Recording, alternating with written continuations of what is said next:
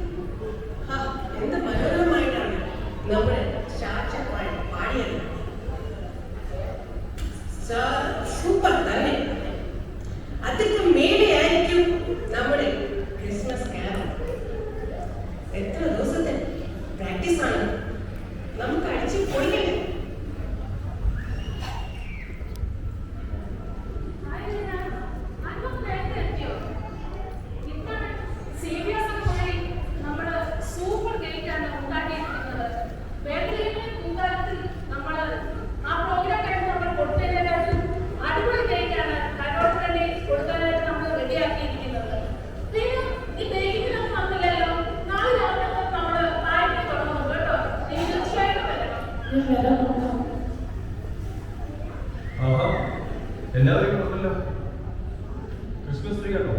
ഇത് ഞങ്ങൾ ഇട്ടത് അടിപൊളിയാണ്. ചെറിയ നശിപ്പിച്ചേക്കായി കൂട്ടുമായിട്ട്, പക്ഷെ അവസാനം ഞങ്ങൾ തന്നെ ഇട്ടത്.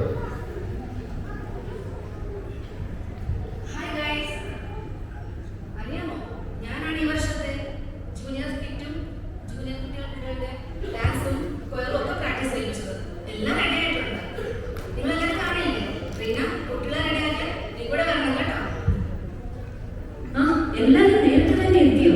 അപ്പൊ ഞാനാണ് ലേറ്റ് ആയത്. നമ്മുടെ നന്ദിയിലും പാരിഷുകളിലും ഒക്കെ നോക്കി, നിങ്ങൾ ആരെയും കണ്ടില്ലല്ലോ. ഇത് കണ്ടോ നമ്മുടെ ഈ വർഷത്തെ വയറിന്റെ യൂണിഫോം? എന്ത് അടിപൊളിയായി!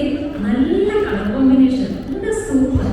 നമ്മുടെ ബേത്ലഹേമിലെ പൂക്കാല പരിപാടിയിൽ വന്ന് എല്ലാവരും തന്നെ നോട്ട് ചെയ്തായിരുന്നു. ആ ഗ്രീൻ ആൻഡ് മെറൂൺ കോൺട്രാസ്റ്റ് അടിപൊളി അല്ലേ?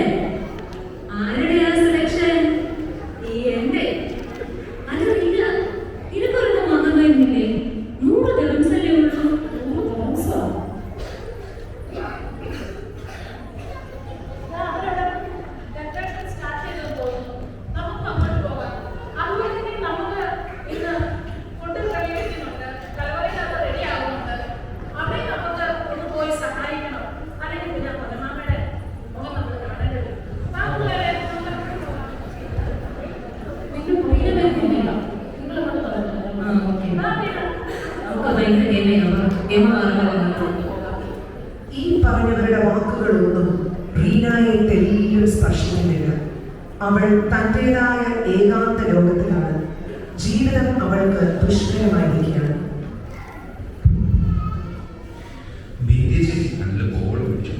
ജോയിൽ ഒരു വീഡിയോ എടുക്കണം, അവനെ കൊണ്ട് തന്നെ സ്ക്രിപ്റ്റ് ചെയ്യിക്കണം, അവനെ കൊണ്ട് തന്നെ ഫോട്ടോ എടുക്കണം, അവനെ കൊണ്ട് തന്നെ പാട്ടും ചെയ്യിക്കണം, എന്തൊക്കെ ചെയ്യുന്നുണ്ട്. പക്ഷേ നോക്കട്ടെ, പ്രിയക്ക് അവിടെ പരിപാടി നടന്നുകൊണ്ടിരിക്കും, വരുന്നില്ലേ?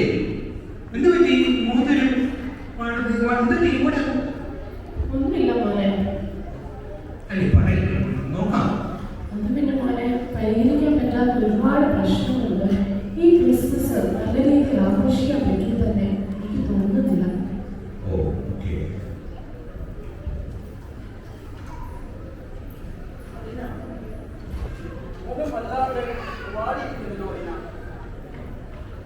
ഞാൻ മനസ്സിലാക്കുന്നു റീനയുടെ മനസ്സിന്റെ ആഴങ്ങളിലുള്ള കലങ്ങി മണിക്കുന്ന ജീവിതത്തിന്റെ പ്രശ്നങ്ങളുടെ ഒരു നേർക്കാഴ്ചയാണ് നമുക്ക്.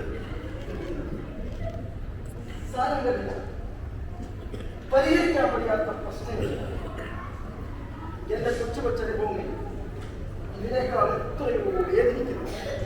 ദീർഘവർഷങ്ങളായി നാട്ടിൽ പോകാൻ കഴിയുന്നത് സങ്കടത്തിലായി ബുദ്ധിമുട്ടുന്നവർ അവരുടെയൊക്കെ പ്രശ്നങ്ങൾ നോക്കുമ്പോൾ റീന ചെറുതായ കാണുകയില്ല.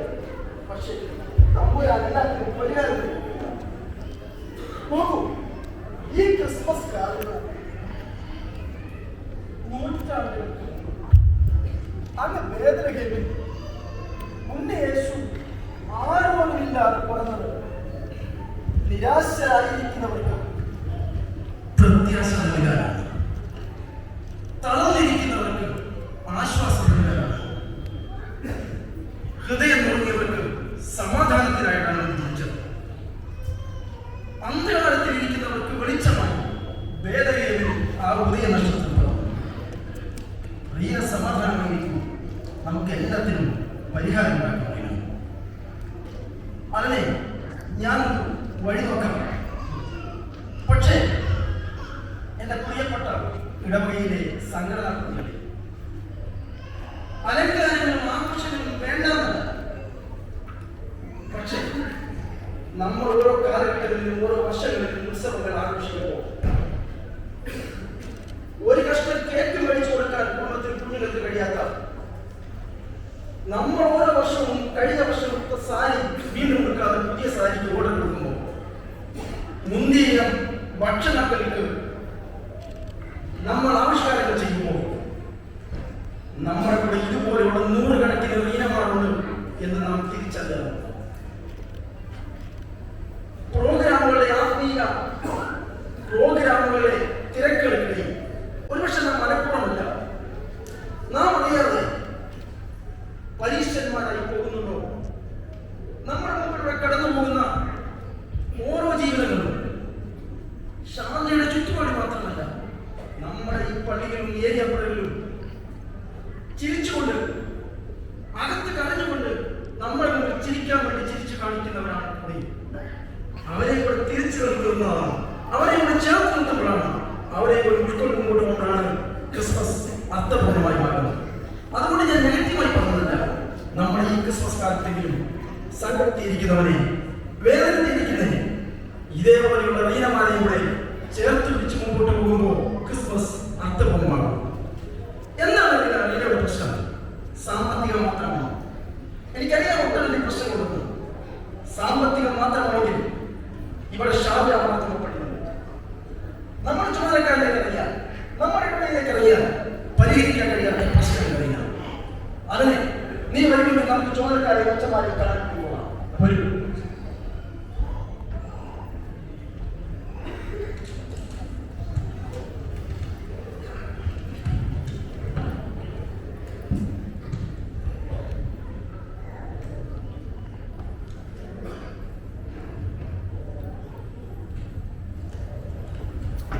റീന, ഇതാ നിനക്ക് പോകേണ്ട എല്ലാ ഡോക്യുമെന്റും ഉണ്ട്. Passport, ticket.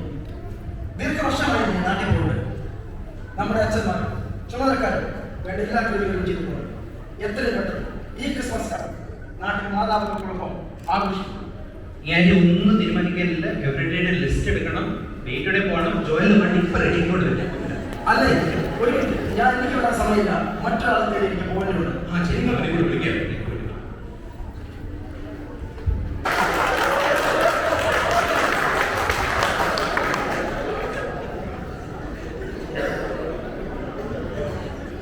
അവളെ ഇവിടെ കാണുന്നില്ല, അവിടെ ഇവിടെ വിളിക്കും.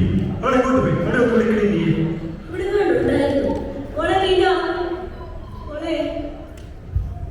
എന്താ അമ്മച്ചേനെ വിളിച്ചായിരുന്നു? ഞാൻ അടുക്കളയിൽ ലിസ്റ്റ് തിരക്കായിരുന്നു. അമ്മച്ചി, അപ്പച്ച ഈ ക്രിസ്മസ് ഒരുമിച്ച് കൂടാൻ പറ്റുമെന്ന് ഞാൻ സ്വപ്നത്തെ പോലും പ്രതീക്ഷിച്ചതല്ല. ദൈവം നമ്മളാണ് അതിനെ ഇടയാക്കി ഷാർജ പള്ളിക്കാരും അതിനൊരു മുഖാന്തരം ഒരുക്കുന്നത്. ദൈവത്തിന് ഒരാളെയും സ്നേഹിക്കും. പ്രിയ ദൈവജനങ്ങളെ, പ്രതീക്ഷയില്ലാത്തവർക്ക് പ്രതീക്ഷയും പ്രത്യാശയും, ദുഃഖിതർക്ക് ആശ്വാസവും സന്തോഷവും നൽകാനാണ് ക്രിസ്തു വന്നത്. എന്നാൽ നാമും ഇന്ന് ഇതുപോലെ ആഘോഷങ്ങളുടെ ആവേശത്തിൽ അകപ്പെട്ടു പോയിട്ടില്ലേ? വലിയ ക്രിസ്മസ് പരിപാടി, കേക്ക്, മനോഹരമായ അലങ്കാരങ്ങൾ, മികച്ച ഗായക സംഘം, വസ്ത്രങ്ങൾ, ഇതിനൊക്കെ അമിത പ്രാധാന്യം കൊടുക്കുന്നുണ്ടോ എന്ന് ചിന്തിക്കുക. നമ്മൾ ആഘോഷിക്കണം, പാടണം, ഭക്ഷണം പങ്കിടണം, പള്ളികൾ അലങ്കരിക്കണം. പക്ഷേ എൻ്റെ പ്രിയ സഹോദരി സഹോദരന്മാരെ, എങ്ങനെ ആഘോഷിക്കണമെന്ന് പുനർവിചിന്തനം ചെയ്യണം. നമ്മൾ എത്ര പേർ നമ്മുടെ അരികിലുള്ള വ്യക്തിയെ ശ്രദ്ധിക്കാൻ സമയമെടുക്കാറുണ്ട്? അവർ ബുദ്ധിമുട്ടിയോ തകർന്നോ തളർന്നോ ആയിരിക്കാം. നാം ഒന്ന് കേൾക്കാൻ ചെവിയോ സഹായഹസ്തമോ പ്രാർത്ഥനയോ വാഗ്ദാനം ചെയ്യാറുണ്ടോ? അവരുടെ പുഞ്ചിരിയുടെ പുറകിൽ ചിലപ്പോൾ നീറുന്ന വേദനകൾ ഉണ്ടാകും. ഇന്ന് ഈ ക്രിസ്മസ് കരോൾ ശുശ്രൂഷയിൽ പങ്കെടുക്കുന്ന ഓരോരുത്തരും നിങ്ങളാൽ കഴിയുന്ന ഒരു സഹായം ഒരാൾക്കെങ്കിലും ചെയ്യാൻ ശ്രമിക്കുക. അതേപോലെ വേദനപ്പെടുന്നവരോട് നിങ്ങൾ ദുഃഖിക്കേണ്ട, സഹായഹസ്തവുമായി നിങ്ങൾക്ക് ചുറ്റും ആളുകളുണ്ട് എന്ന പ്രത്യാശയിൽ പോവുക. ഇപ്രകാരം അന്യന്റെ വേദനയിൽ പങ്കുകാരാകുമ്പോൾ നമ്മുടെ ക്രിസ്മസ് അർത്ഥപൂർണമാണ്. അതുകൊണ്ട് ചേർത്തുപിടിക്കലിന്റെ അനുഭവമാണ് യഥാർത്ഥ ക്രിസ്മസ് എന്ന അറിവിലേക്ക് വളരുവാൻ ദൈവത്തിന്റെ പരിശുദ്ധാത്മാവ് നമുക്കേവർക്കും ഇടയാകട്ടെ.